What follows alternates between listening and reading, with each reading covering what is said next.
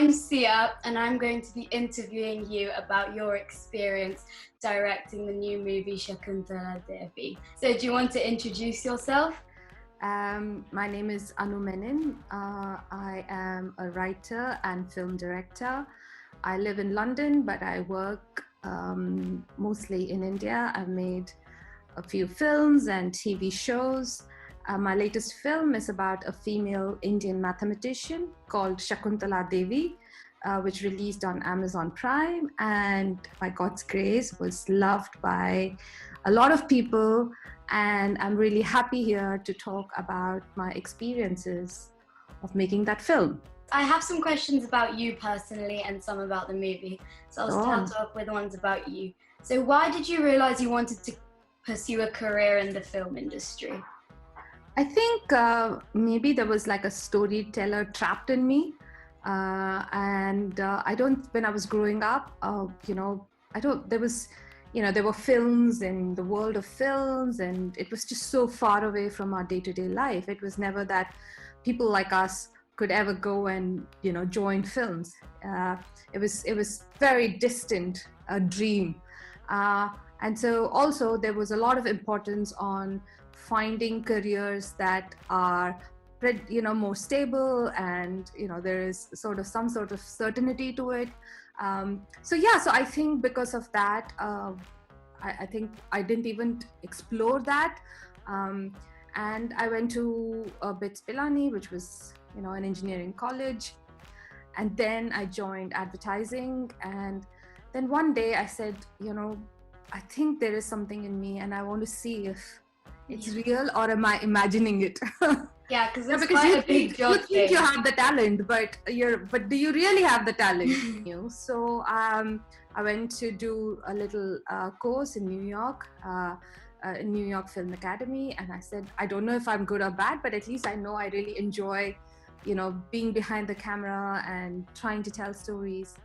And then I decided to go to film school, and since then, I think I did the right thing. But I think when you feel like what I learned is that if you feel for something, you should pursue it, rather than, think, oh God, maybe it's not practical, or maybe it won't end in something solid. So I think, that little bit of courage was needed at that time, which I'm happy that I went for it. That's really nice. So you made a movie about this famous mathematician. Why did you pick her to base the film on? I come from the world of science. I gave it up. But I just repeatedly found that we don't see enough women in science and maths on screen. So I find that a lot of girls, I don't know about, how it is in your school, but I tend to see that a lot of girls kind of step away from maths. My daughter Ria, one day, I think she was maybe 8 or 9, and I was pushing her to join this extra club for maths, and she was just rejecting it. And she said, oh, that's because, boys like maths and girls like English. And I was quite surprised that, she felt like that. She goes to a mixed school, and, there is sort of these stereotypes that have formed. I just thought, I wanted to show a woman who completely loved maths and just owned it, and she made maths fun. So I think I wanted to kind of make maths fun on screen, and wanted to show, get girls to actually say, what, look at that woman. I like the way she kind of, became a mathematician, and there is, maths is not just for boys. Yeah. So how did you research the film and find actors to suit the part? Because it's a lot of maths and there was a lot of history behind it. Yeah, so we met Shakuntala Devi's real daughter, who's also called Anu. She lives in London, and she was very open, and she started talking about her mom's life and all her sort of ups and downs. So we got a lot of information from her.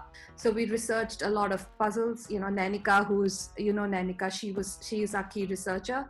So she did a lot of that legwork. We found a lot of articles that were written on her, through the years, because you see, she was not just a mathematician. She wanted to do it all. So we kind of got all that information, and then we kind of strung a story out of it. We're writing a film which has a beginning, middle, and end, and we wanted to make a film that's enjoyable, and there are songs in it, there is everything. So I think we kind of got all that research and then sort of shaped it into a story. What was your favorite part of the film, personally? Because I really enjoyed most of it, actually. But what did you enjoy, like, directing or even watching back? I loved the maths portions a lot. I think I really, it was difficult. Like, we didn't, because we wanted to treat it like magic. Yeah. Because that's what she did, though, because her performances were really fun. She would pick on people and make jokes, and she was like a stand-up comedian. So it was, she had that about her. So I loved recreating that was very, like, that was really fun. The mother-daughter portion was very special for me because I have a daughter and I am a daughter, and these kind of themes, and I'm sure you and your mom have all these discussions and fights and arguments. So I think to me that was quite emotional to explore that. I also really enjoyed that this film is what we call a period film. So I loved all the costumes and hair and makeup that we got to do over the years, because this film is like from 1930s to 2000. So we got to have a lot of fun with costumes of that era, 50s and 60s, the hairstyles, the saris. So I really enjoyed that. Yeah, I was actually telling my dad, I found it really amazing how, like, you got the same actress to look the same actress, and she looked so different from when she was young to when she was like. So that was a big part of, it's a combination of hair and makeup, and then we also did some digital work. Mm-hmm. So that she can look, in her 20s, and then, she looks in her 60s. Yeah. So, and of course, we had the best actress ever possible, Vidya Balan. So, so I think all of that was great. And then I think one of my other favorite part of the film would be working with her. It was a very, very lovely experience, like a really good relationship. And that was very satisfying. You had to finish the movie and obviously release it during COVID period, which must have been really difficult. Can you talk about your experience doing that? Yeah, so I went to India, I think Fairbend, to kind of lock the edit, and then I was supposed to do the technical part of it. And obviously the world changed. I very quickly took a flight, came back home, and we were like, okay, what's going to happen? We didn't know. And obviously the lockdown happened, all the film releases got cancelled.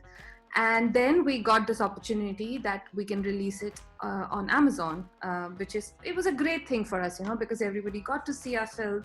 So we got a date of when we were going to release, but we had to deliver the film. And we still had I think about 60%, right? We had done 60% of the work. We still had to do 40% of the work. So and then we put up a task force together. I was in London. I had my team in India.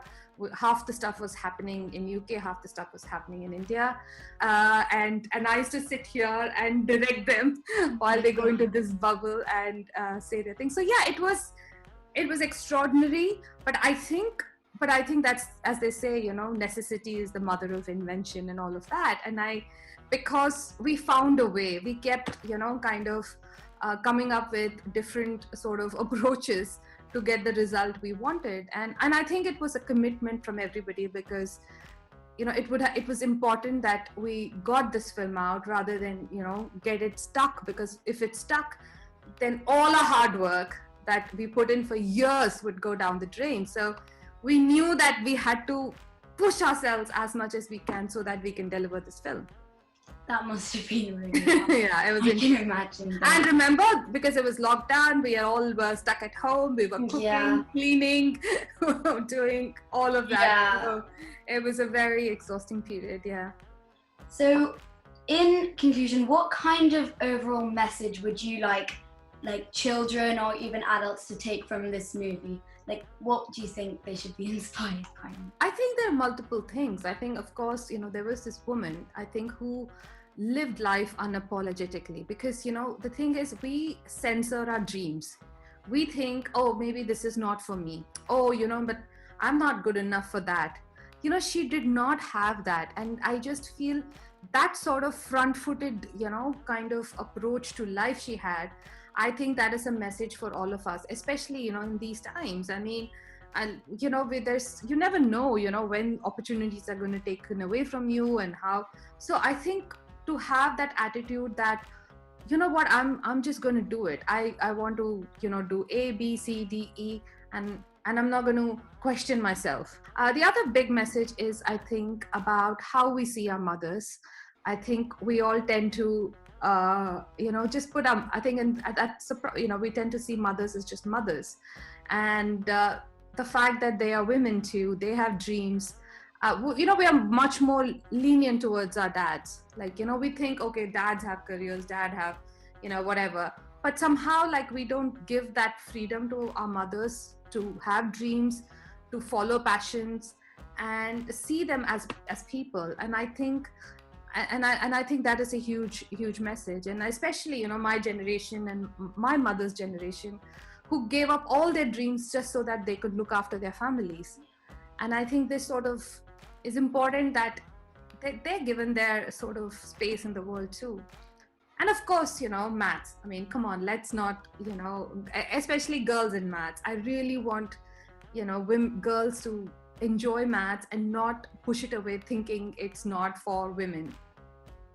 Yeah, I think the motherhood topic throughout the movie was quite special, because I think the daughter, firstly, the mathematician, she was to her mother, she was I don't want to become like you. Yeah. And then the mother was like, oh, just wait till you have a daughter. And then it just kept on going like that.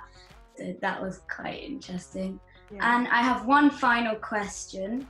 What advice would you give to kids in the future to achieve as much as you have and follow their dreams? One of the things that I really think kids are not doing these days enough is, I think they're not experiencing life.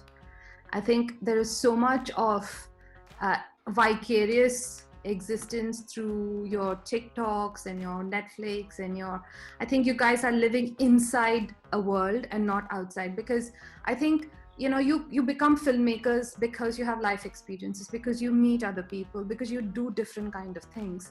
And I just feel like, I think that is a big change that has happened, unfortunately, doing things. So when you're doing things, you're experiencing things.